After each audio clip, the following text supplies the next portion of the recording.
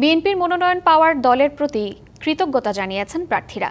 স্থানীয় নেতাকর্মীদের সংগঠিত করে ধানের শীষের বিজয় নিশ্চিতের প্রত্যাশার কথাও জানান তারা। ২৩৭ আসনে বিএনপির প্রার্থী ঘোষণার পর দেশের বিভিন্ন জায়গায় নেতাকর্মী ও সমর্থকদের মাঝে দেখা গেছে উচ্ছ্বাস ও আনন্দ। সোমবার বিকেলে আসন্ন জাতীয় সংসদ নির্বাচনে মোট ২৩৭টি আসনের সম্ভাব্য প্রার্থীর নাম ঘোষণা করে বিএনপি।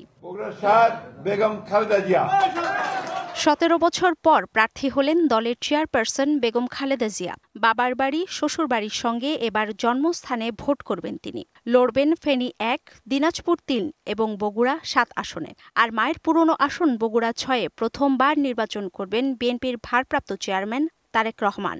স্কিন শুষ্ক রুক্ষ হয়ে যাবে বলে কি বাইরে যাবে না? জাস্ট 1 2 3 4 করো, স্কিনটাকে রিভাইভ করো। চট্টগ্রামের ১৬টি আসনের মধ্যে 10টি আসনে প্রার্থী ঘোষণা করেছে বিএনপি। 10টি আসনের মধ্যে প্রথমবারের মতো মনোনয়ন পেয়েছেন 7 জন।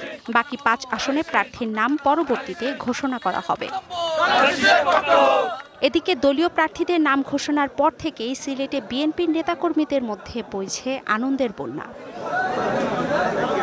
সিলেট ৬ আসনের প্রার্থী অ্যাডভোকেট ইমরান আহমেদ চৌধুরী জানান, নির্বাচিত হলে এলাকার নদী ভাঙন, বন্যা, রাস্তাঘাট ও স্বাস্থ্য ব্যবস্থার উন্নয়নে কাজ করে যাবেন।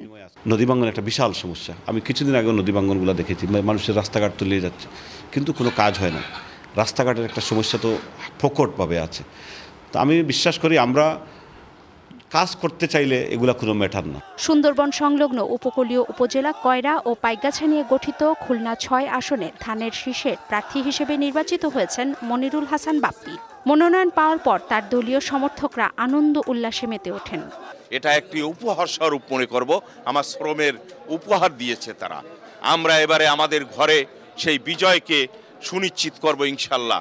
এদিকে রাজশাহী ১ আসন থেকে এবারই প্রথম মনোনয়ন পেয়েছেন বিএনপির চেয়ারপারসনের উপদেষ্টা অবসরপ্রাপ্ত মেজর জেনারেল শরীফুদ্দীন। আর রাজশাহী ২ আসনে মনোনয়ন পেয়েছেন সাবেক এমপি ও মেয়র মিজানুর রহমান মিনু।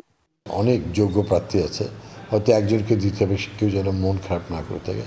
দলের পরবর্তী কার্যক্রমে এবং সরকার পরিচালনায় তাদেরকে অংশগ্রহণ করানো হবে। দলের সব স্তরের নেতাকর্মীদের সাথে নিয়ে আসনগুলোতে নিরঙ্কুশ বিজয়ের ব্যাপারে আশাবাদী মনোনীত প্রার্থীরা। Arghamitra Tarafdar, DBC news desk.